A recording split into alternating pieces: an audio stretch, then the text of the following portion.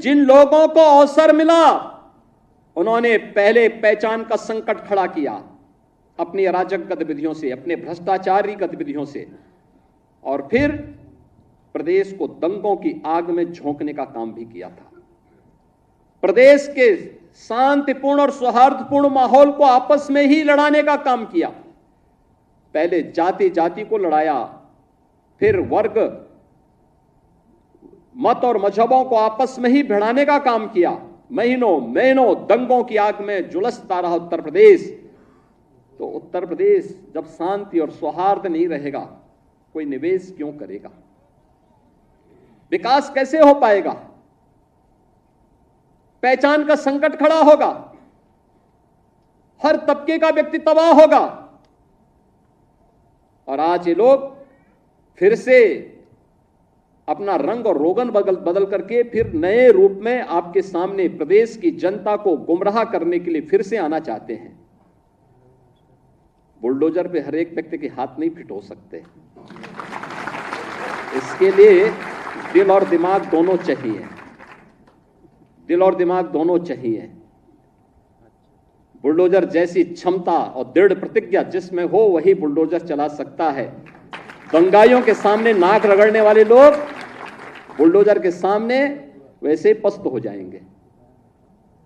और इसीलिए मैं आप सबसे कहना चाहता हूं कि प्रदेश सरकार ने जो प्रक्रिया अपनाई है पारदर्शी तरीके से, अपेक्षा भी हम यही रखते हैं। जनता से जुड़े हुए कोई भी कार्य कोई देर नहीं होनी चाहिए। ईज ऑफ लिविंग के लक्ष्य को प्राप्त करना, ईज ऑफ डूइंग बिजनेस जब हम लोग आए थे, यानी व्यवसाय की सुगमता जब हम लोग आए थे 17 में 14वें नंबर पर उत्तर प्रदेश था। आज हम अचीवर स्टेट हैं। 1 और 2 की लड़ाई में उत्तर प्रदेश आज आगे बढ़ रहा है, तेजी के साथ आगे बढ़ रहा है। 2017 के पहले जो लोग प्रदेश में लूट खसोट मचाए थे, आज जब उनके सपनों पर पानी फिर चुका है तो अब टीपू भी चले सुल्तान बनने। सपना देख रहे हैं,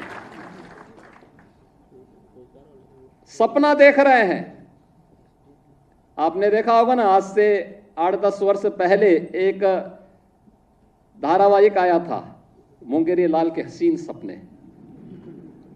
सपना देखना, वैसे भी इन लोगों को सपने ही दिखाई देते हैं। सपने देखने की इन लोगों की आदत रही है, क्योंकि तब जब जनता ने इन्हें अवसर दिया था तब उन्होंने प्रदेश के युवाओं के भविष्य के साथ खिलवाड़ करने में कोई गुरेज नहीं की थी। पहचान का संकट खड़ा किया था, पहचान का संकट खड़ा किया था प्रदेश के सामने, युवाओं के सामने, व्यापारियों के सामने, यहां के उद्यमियों के सामने। और इन युवाओं के भविष्य के साथ खिलवाड़ किया था। आज तो मैं देख रहा था, ये युवा आज तो चाहे वह किसी भी जिले का हो, आज नियुक्ति प्राप्त करने का अधिकारी दिखता है, बेझिझक आ सकता है। और इसलिए मैं कह रहा हूं कि आपकी प्रतिभा है, आप सिलेक्शन हो गए। आप में क्षमता थी, आपका सिलेक्शन हो गया, कोई आपके मार्ग में बैरियर नहीं बना। और आपकी योग्यता और क्षमता के बाद भी अगर कोई बैरियर बनता तो उसी बैरियर को हटाने के लिए तो हम लोग हैं, ये मंच है, उसी बैरियर को हटाने के लिए हम लोग यहां पर आए हैं। और आगे भी हम इस बात के लिए आश्वस्त करते हैं प्रदेश की युवाओं को कि उनकी योग्यता और क्षमता के सामने अगर कोई बैरियर बनेगा, उस बैरियर को हटाएंगे, उस बैरियर को तोड़ेंगे। और जो लोग फिर भी बेईमानी और भ्रष्टाचार फैलाएंगे तो उनकी संपत्ति को कुड़क करके गरीबों में वितरित करने का काम भी करेंगे, कोई गुरेज नहीं करेंगे। ये वही प्रदेश है जिसमें वेतन देने के लिए पैसा नहीं था। आज हम रेवेन्यू सरप्लस स्टेट के रूप में देश के सामने सबसे बड़ी आबादी है, वेतन की कोई समस्या नहीं, भत्तों की कोई समस्या नहीं, विकास के लिए किसी भी पैसे की किसी प्रकार की कोई कमी नहीं है। हम सड़क भी बना रहे हैं, बिजली भी पहुंचा रहे हैं, जनता के लोक कल्याणकारी कार्यक्रम को भी आगे बढ़ा रहे हैं। 1 करोड़ परिवार तो ऐसे हैं जिनको 12,000 रुपए सालाना पेंशन की सुविधा डबल इंजन की सरकार प्रदान कर रही है। ये तभी कर पा रहे हैं जब प्रदेश के पास पैसा है। भीख मांग के दान नहीं दिया जाता है। ये जब क्षमता है तब सरकार इसको कर पा रही है।